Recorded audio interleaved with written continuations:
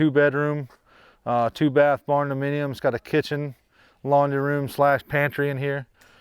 I guess we're going to start off today talking about this Bardominium that we're building, and I'll just walk you through the process. We'll kind of talk about some of the things that we like to do and the way we build things. We'll talk about maybe some of the things that we've seen other people doing that we do a little bit different.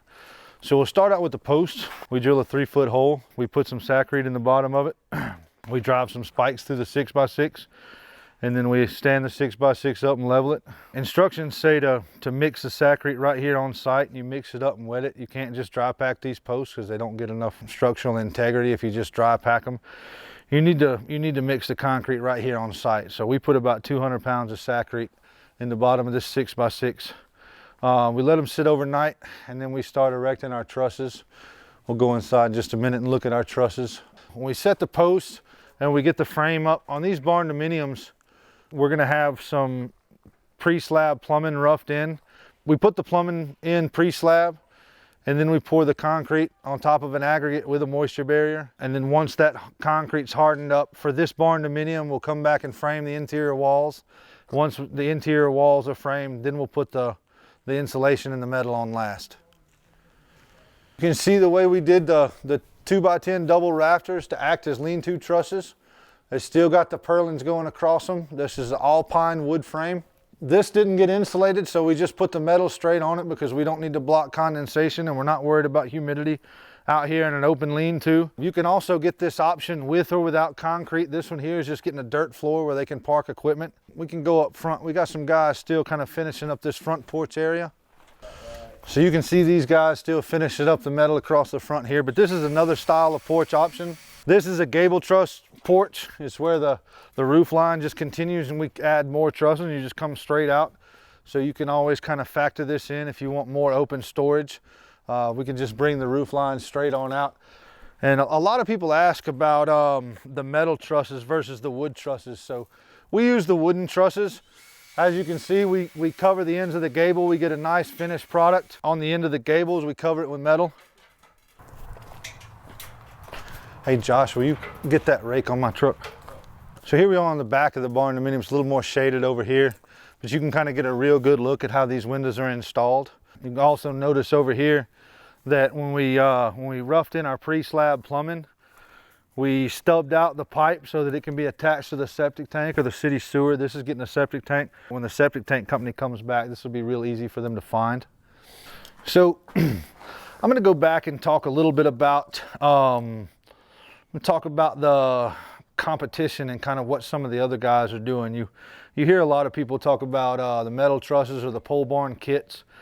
So a lot of those guys, they sell you the kits, and they'll throw those kits together pretty quick. One of the first things you're going to notice is they don't pre-mix the concrete for the post on site. What I'm seeing and hearing is most of the time they just dry pack the holes. And if you read the instructions right there on the bag of the saccharine, that is a no-no. You have to mix the concrete and water right here on site as you're setting the posts, and they need to dry for a minimum of 24 hours before you start hanging weight on them. Some of the other things you notice with the metal trusses and the metal lean-to kits is you don't get a finished product on the end, so you still got some stuff that's exposed. And if you want to add onto your building, it's extremely difficult to add back onto the metal trusses. But with the wood trusses, you can come back and add whatever you want whenever you want. Same thing, if you'll notice how we finished everything out. We've got a nice detailed trim down here at the bottom. All of our screw lines are nice and straight because we pre-drill those. We take the time to run J-channel across the top and kind of notch everything in so it's really nice and neat. When you're using the metal trusses, that's really difficult to do because they're attached with bolts, and it's just very difficult to get a nice trimmed finish up there. We're going to look at the trusses and the insulation for a minute. We're inside of a 2-bedroom, 2-bath Barndominium that we're building on the west side of Georgia. I want to look back at a couple of things we get a lot of questions about. First of all, this is what the finished insulation looks like from the inside. So it gives you a nice pretty edge so you don't see the outside of the metal. Again, it blocks condensation. It helps you control the climate on the inside. It's not good enough insulation if you're wanting to live in here, but for a workshop or just storage space, this is a great insulation. It holds heat and keeps it cool on the inside. but it also reflects heat from the outside. So in the summertime, this really helps keep us cool. And in the wintertime, if you want to add a heater in here, if you want to put a small heater inside your shop, this insulation is really going to help you control the climate well. So here's our 6x6s. This is what is supporting our truss system. So if you'll notice, we double our trusses up every 12 feet. We've got the purlins or girts, however you want to call them, here to screw the staple the insulation and screw the metal to. We've got pressure treated 2x8s down here at the bottom. Each additional girt or purlin, however you want to call it, I call them purlins. They're 2x6 pine, roughly 30 to 36 inches, going all the way up the wall. If you look up here at the ceiling, you'll notice again, the trusses are doubled up. They've got blocks in the middle of them.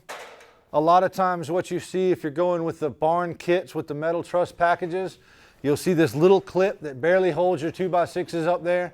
Here you see we've got the first 2x6 securely nailed to the block that's nailed between the trusses, and the upper 2x6 is nailed securely to the lower 2x6. So they overlap, and that gives them some strength.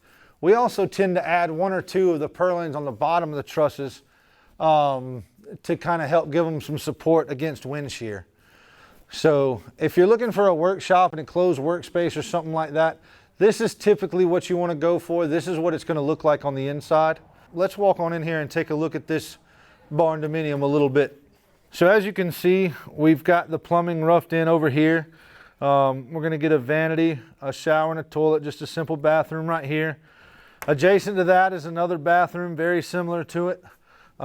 We've got 2 bedrooms with closets dividing them. It's a really simple plan. Studded up all the walls and the ceilings just like you typically would in a stick frame house. So everything, all the walls are framed and up to code just like a stick frame house would be. We beefed up the exterior walls a little bit. So because we're using 6x6s, it's a lot easier to go with a 2x6 wall. You get a really good wall. You'll get a good insulation, a good R value out here. So once the utilities are in this building, this 6-inch wall will allow for an R19 insulation in the wall on top of the 11 that we already have. So you'll be pretty much over insulated as what code would require. If you'll notice up here in the ceiling, we've actually attached 2x6s across the bottom of the trusses to allow us to hang sheetrock and insulation on this ceiling. We have several options to choose from. You can do a flat ceiling, or we can actually order scissor trusses so you can get a little bit of a vaulted ceiling in your main areas. And here we've just extended our stud walls up to that 12-foot ceiling height. So this living room and kitchen will be 12 foot tall. It'll be completely sheetrocked and ready for trim. And then the bedrooms and the bathrooms, they chose just to go with a standard 8-foot ceiling. I'm standing in the living room now. Front porch is behind me. Bedrooms to my right. Well, let's also talk about this block room for a second. So in the plans, this room over here was considered a pantry and a laundry room.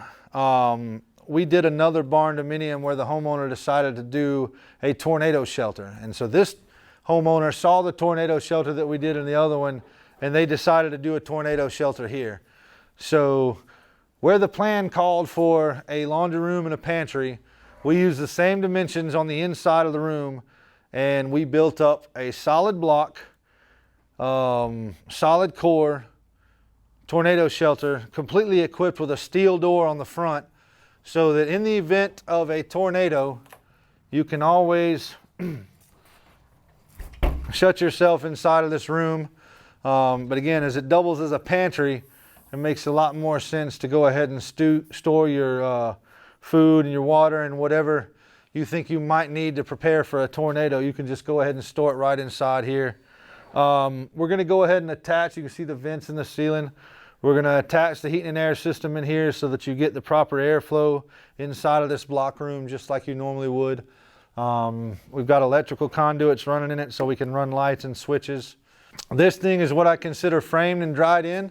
We just finished the exterior. Then we'll have some insulation and some sheetrock, and I can't wait to see this thing finished. And who you with? Carpenter's son? This is Wes Chandler with the Carpenter's Son.